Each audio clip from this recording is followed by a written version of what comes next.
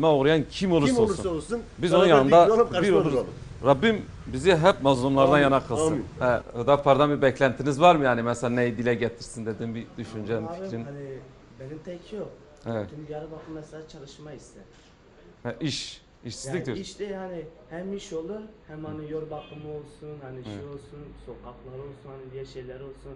Evet. Yani sadece hani kişisel şey değil. Evet. Hani ben şu an kendim için bir şey isteyebilirim ama olmaz bu. Hani tüm halk için istememiz Tabii, lazım. tabii. Ne güzel Hani bir onun için düşünce. hani diyoruz hani sürekli bir çalışma olsun. Hüdapar'dan yani beklentiniz nedir ya bir parti olarak biz neyi dile getirelim? Hani siz olsaydınız orada ya bunu söyleseydiler iyi olurdu, güzel olur diyebileceğiniz bir şey varsa Şu anda son zamanlarda biliyorsunuz bu elektrik zamları falan yani bayağı bir rahatsız ediyor yani. Zaten gündemde de genelde bu işler gündemde var. Yani bunları dile getirmesi bir avantaj olur. Şimdi isteğimiz dile getirmek. inşallah. Sayın Başkanım buyurun. Esnaf olarak, çevre olarak hani bu caddeye bazen esnaflarla kendi aramızda konuşuyor da bu cadde sahipsizdir yani. Ne bir temizlik ne bir personeli var. Bayağı yani bu cadde bayağı kirli duruyor. Evet. Ondan sadece bir şikayetimiz olsa ondan dolayı yani esnaf olarak. Ön tarafı alt tarafı. Yemek yiyoruz, rahatsız etmeyelim. Buyurun başkanım. Afiyet olsun size. Eyvallah, nasılsınız, iyisiniz? Hoş bulduk, Allah razı olsun. Size afiyet olsun, abi, rahatsız olmayın. Nasılsınız abi, iyisiniz? İşleriniz nasıl? Ben Diyarbakır Spor'un futbol şube sorumlusuyum 2009-2010 yılında Süper Lig'deyken. Evet. Gitmediğim siyasetçi yok, tanımadığım yani gitmediğim yer yok. Yani gitmişim biliyorum.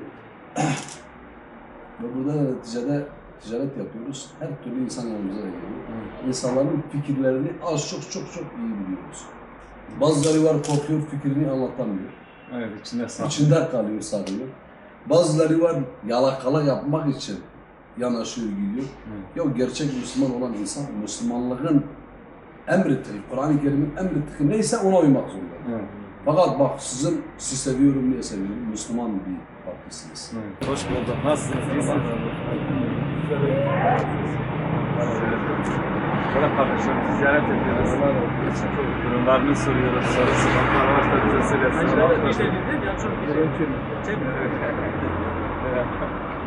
İşler nasıl? İyi de. Kar ben. Beraber. Allah yardımcı olsun. Gün çıkıyor emri destekli mares. Hessa baş mais baş yani. Değil ma kaderler. Rab kaptin. Ama ben de ayrı. Esnafımızla görüşüp sorunları, sıkıntıları bizzat birinci ağızdan dinleyip buna çözüm olmaya gayret için yola çıktık. Tabii esnafa bir dokunduk, bin ah işittik ve esnaflarımız gerçekten durumlarında ciddi sıkıntılar var. Esnaf kan ağlıyor deniyor, gerçekten doğrudur. Hele bu elektrik faturaları esnafı bezdirmiş. Yani esnaf gittiğimiz gibi faturasını çıkarıyor ve öfkeli konuşuyor. Artık bir an önce artık TEDAŞ bu konuya bir son versin. Ve yetkililer, mülki amirleri, yani hükümet bu bir ülke sorunu haline geldi. Bu elektrik sorunu bir an önce çözülsün ve halk rahatlasın. Artık esnafın elektrik faturası normal dükkan kirasını 2'ye 3'e katlamış durumda. Yani artık esnaf bir dükkan kirası, kiraları da zaten bu ara yüksek. Kirayı düşünmek yerine artık elektrik faturasını bekliyor. Acaba ne kadar çıkacak? Bu da ciddi bir sorun ve sıkıntı olarak duruyor. Bu yönüyle esnaflarımızın rahatlaması, esnaflarımızın sağlıklı bir şekilde işlerini yapıp evine helal bir ekmek götürmeleri için lütfen bu elektrik sorununa bir an önce son verilsin. Bunun dışında mesela bu esnaflarımızı ziyaret ettik. Bu yoldaki belediyenin hizmet etmemesi ve bu yoldan kanalizasyon sorunu, kokunun gelmesi, bu da ciddi olarak bu hat boyu esnafımızı rahatsız etmektedir.